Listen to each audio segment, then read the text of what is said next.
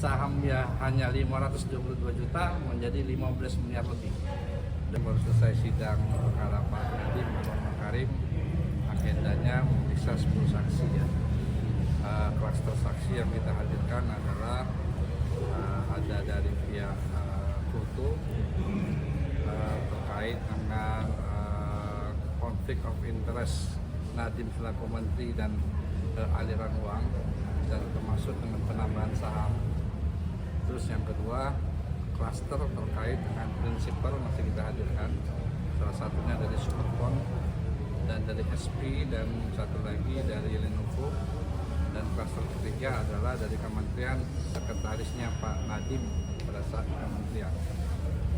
Dari ketiga klaster tersebut saya jelaskan, yang pertama, Sekretaris Pak Nadiem menguatkan fakta dakwaan bahwasanya memang ada kesepakatan terkait dengan antara Pak Nadiem dengan Google, yaitu Pak Kaisar Sangupta, yang merupakan orangnya Google yang punya tugas untuk memasarkan Chromebook, produknya Google, Chrome OS.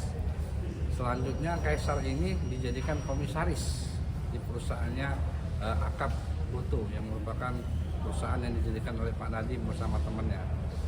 Lalu klaster kedua, prinsipal.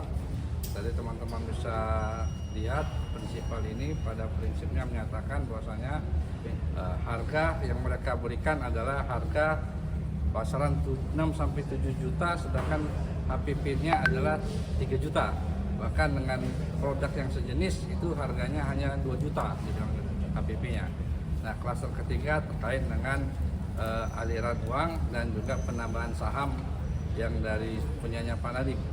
Nah, klaster ketiga ini banyak kita hadirkan dari Direktur Goto, Andries Lustio dan Kelvin.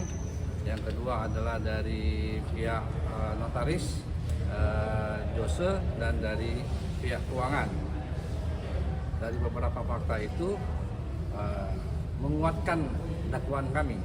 Artinya, ya kan, sudah saya katakan, bukan hanya aliran duit yang kami dakwakan. Dalam dakwaan adalah personal miliar ya, teman-teman kan hanya, tetapi juga ada peningkatan sahamnya Nadiem dari sahamnya hanya 522 juta menjadi 15 miliar lebih. Sudah kita tayangkan tadi dari mana sumbernya seperti itu, ya kan. Dan cukup disayangkan adalah, pertama adalah satu, bahwasanya saham tersebut adalah peningkatan dari performanya perusahaan tersebut karena adanya investasi dari Google. Itu yang terungkap. Kenapa? Karena perusahaan yang Goto ini punya kerjasama servis yang tidak bisa lepas dari Google. Komitmennya seperti tidak lepas. Yang ketiga adalah terdapat fakta bahwasanya pada saat Pak Nadiem sebagai komisaris utama, ya kan, aksi korporasi itu terhadap investasi Google pun meningkat. Bahkan Google itu menjadi pemegang saham terbesar. Yang sangat disayangkan, ternyata aksi korporasi ini dalam pencatatan keuangannya itu tidak sesuai dengan catatan yang sebenarnya, dan itu diakui oleh semua para saksi.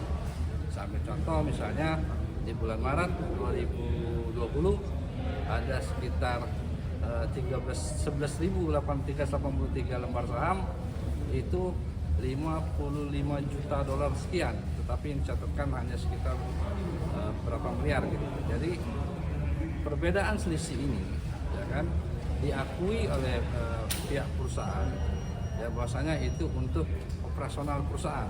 Dan sini tadi kita buat skema-skemanya, bagaimana peningkatan saham Nadiem di mana. Jadi kita bisa membuktikan siapapun perusahaan, anak perusahaan Goto itu, dari Dompet Karya Anak Bangsa, dari Dompet Anak Bangsa, dari PT Gojek Indonesia, dari ada perusahaan ANK, ada perusahaan ini, ada beberapa perusahaan, di situ terdapat sahamnya Pak Nadiem. Download Tribun X sekarang, menghadirkan lokal menjadi Indonesia.